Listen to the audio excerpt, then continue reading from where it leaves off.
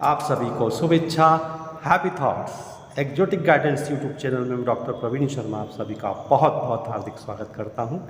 और नई शिक्षा नीति के अनुसार मेजर सब्जेक्ट का जो आज का विषय है व्यावसायिक नियमन रूपरेखा, उसके पाठ्यक्रम पर हम चर्चा करेंगे।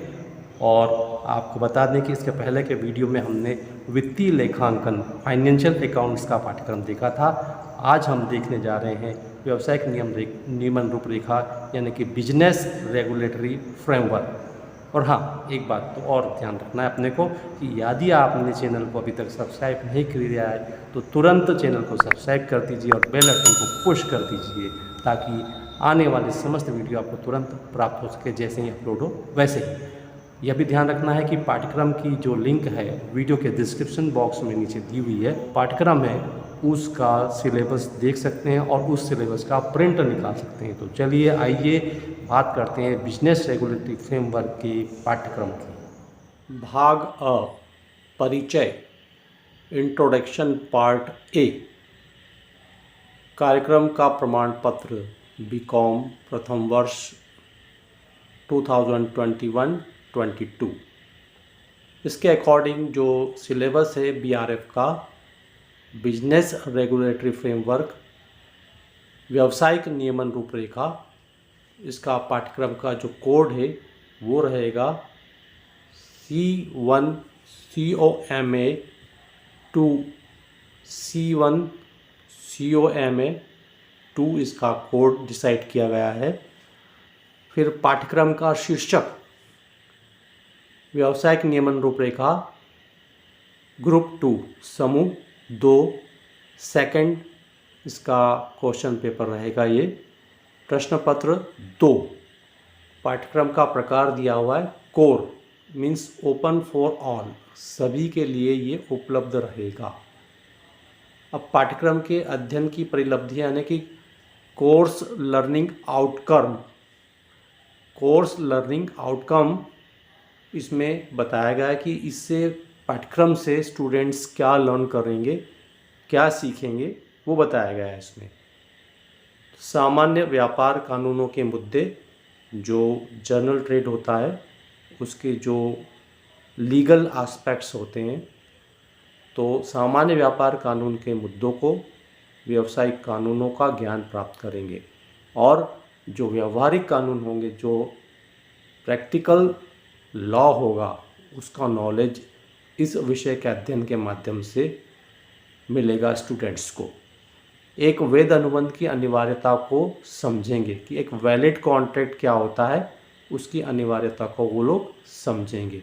माल की बिक्री, सेल ऑफ गुड, और एक बिक्री अनुबंध जो एक सेल डीड होती है, और उपचारात्मक उपायों के प्रदर्शन के संबंध में विभिन्न कानूनों की समझ प्राप्त होगी। जो रेमेडीज़ होती हैं, उपचारात्मक उपाय होते हैं, उनको किस तरह से फॉलो किया जाता है, प्रदर्शन किया जाता है, और विभिन्न कानूनों की समझ प्राप्त होगी। भारत में उपभोक्ता संरक्षण यानी कि कंज्यूमर प्रोटेक्शन एक्ट जो है, उपभोक्ता संरक्षण के लिए विभिन्न कानूनों के साथ विभिन्न उपभोक्ता मंचों के कार्य से और उनके प्रपत्रों से परिचित होंगे, तथा साइबर लॉज जो होते हैं, साइबर कानून होते हैं, के संबंध में अर्थ और विभिन्न विधानों का भी उन्हें ज्ञान होगा। तो ये कोर्स लर्निंग आउटकम रहेगा स्टूडेंट्स के लिए। और जहाँ तक क्रेडिट का प्रश्न है, इस सब्जेक्ट के भी 6 क्रेडिट हैं, वही इसके कुल मिलाकर के 90, 15 छंक 90 इसके लेक्चर होंगे। और कुल अंक जो है वो 25 + 75 25 × 75 तय किए गए हैं। और मिनिमम पासिंग मार्क्स जो रहेंगे वो 33 डिसाइड किए गए हैं। 33 अंक लाना है 100 में से इसमें। अब पाठ्यक्रम की विषय वस्तु क्या होगी, यानी सिलेबस क्या होगा, उसमें क्या क्या कंटेंट रहेगा, उसके बारे में आगे बढ़ जाते हैं हम लोग। कुल मिलाकर के 5 यूनिट इसमें दी गई हैं। There are 5 units. और फर्स्ट यूनिट में जो है भारत में व्यावसायिक संनियमों की ऐतिहासिक पृष्ठभूमि, हिस्टोरिकल, उसका बैकग्राउंड क्या है, भारत में जो कमर्शियल लॉज हैं उनकी हिस्टोरिकल बैकग्राउंड क्या है, उनका ऐतिहासिक पृष्ठभूमि क्या है, और भारतीय अनुबंध अधिनियम 1872 के सामान्य उपबंध कौन कौन से हैं। तो इंडियन कॉन्ट्रैक्ट एक्ट जो 1872 है उसके जर्नल रूल्स कौन कौन से हैं, उसके सेक्शंस कौन कौन से हैं, वो फर्स्ट यूनिट में रीड करना है, स्टडी करना है। फिर सेकंड आता है हानि रक्षा एवं प्रतिभूति अनुबंध, जो कॉन्ट्रैक्ट होते हैं इंडेमनिटी के, उनको इसमें हमें स्टडी करना है। धारा 124 से 147 तक, अंडर सेक्शन 124 टू 147। फिर थर्ड नंबर पे थर्ड यूनिट जो है उसमें परक्राम्य विलेख अधिनियम 1881 का सामान्य परिचय, general introduction of negotiable instrument act 1881 तथा संशोधित परक्राम्य विलेख संशोधन अधिनियम 2002 का परिचय। तो जो अमेंडमेंट हुआ है इस परक्राम्य विलेख अधिनियम यानी कि निगोशिएबल इंस्ट्रूमेंट एक्ट 1881 में, उसके मामले में 2002 में जो संशोधन हुआ है, अमेंडमेंट हुआ है, उसको भी थर्ड नंबर की यूनिट में देखना है। यूनिट नंबर 4, उपभोक्ता संरक्षण अधिनियम कंज्यूमर प्रोटेक्शन एक्ट 1986 का सामान्य परिचय, general introduction of consumer protection act 1986 एवं उपभोक्ता संरक्षण अधिनियम 2018 का परिचय और वर्णन। तो इंट्रोडक्शन रहेगा इसमें उपभोक्ता संरक्षण अधिनियम 1886 और 2000 में जो नया अधिनियम लाया गया है वह, और FEMA FEMA foreign exchange management act, विदेशी मुद्रा विनिमय अधिनियम, विनियमन अधिनियम, FEMA FEMA foreign exchange management act भी इसमें यूनिट नंबर 4 में शामिल किया गया। फिर यूनिट नंबर 5, यूनिट नंबर 5 में 2 चैप्टर हैं इसमें। इंडियन पार्टनरशिप एक्ट 1932, भारतीय साझेदारी अधिनियम 1932 और सीमित देयता साझेदारी अधिनियम 2008, limited liability partnership LLP act 2008।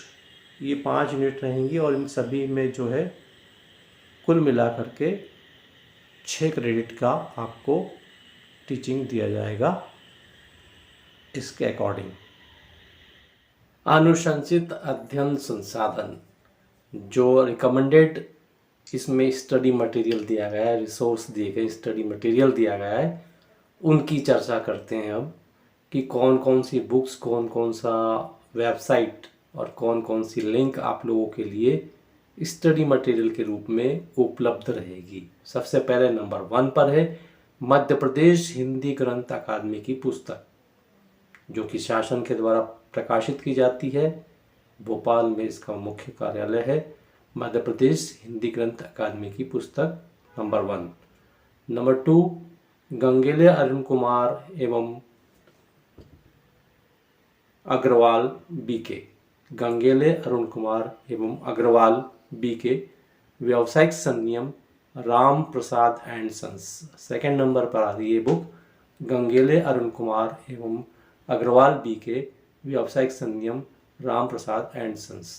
Third number पर है डॉक्टर SM शुक्ल और सहाय डॉक्टर SP, व्यावसायिक संनियम साहित्य भवन पब्लिकेशन। नंबर 4 पे है शर्मा JP एवं कनौजिया सुनैना, व्यावसायिक संनियम हिंदी माध्यम कार्यान्वयन निदेशालय दिल्ली विश्वविद्यालय की बुक है ये, न्यू दिल्ली। शर्मा JP एवं कनौजिया सुनैना। फिर डॉक्टर अनूप व्यास एवं योगिता चंदेल, व्यावसायिक संनियम देवी अल्ल्या प्रकाशन इंदौर की है। SP Sharma business law, English medium में है ये बुक।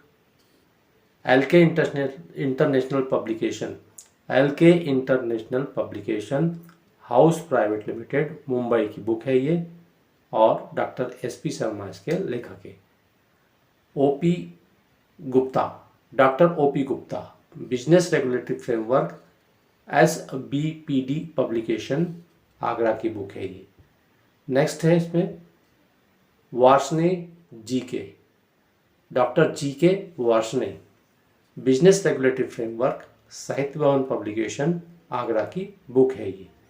उसके बाद ये जो बुक्स हैं उनके बाद जो कंटेंट अवेलेबल है, अनुशंसित digital platform web link, digital platform पर की जो वेब लिंक है उनके माध्यम से भी आप जा कर के स्टडी मटेरियल को कलेक्ट कर सकते हैं। https://sdakk24.com/tag/business-notes-hindi/google_wignet WIGNETTE। सेकेंड नंबर पे है https://www.gkpad.com/2020/09bcombooks। फिर नंबर 3 पर है https://www.geektonigt.com/business-law-notes/। नंबर 4 पे है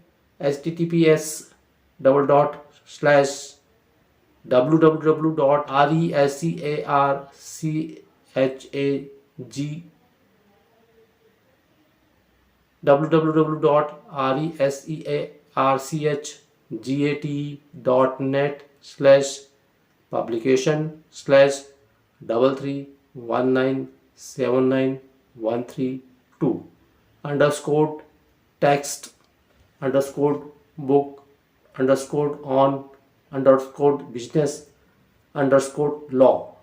तो ये पूरा digital platform web link provide किया गया है।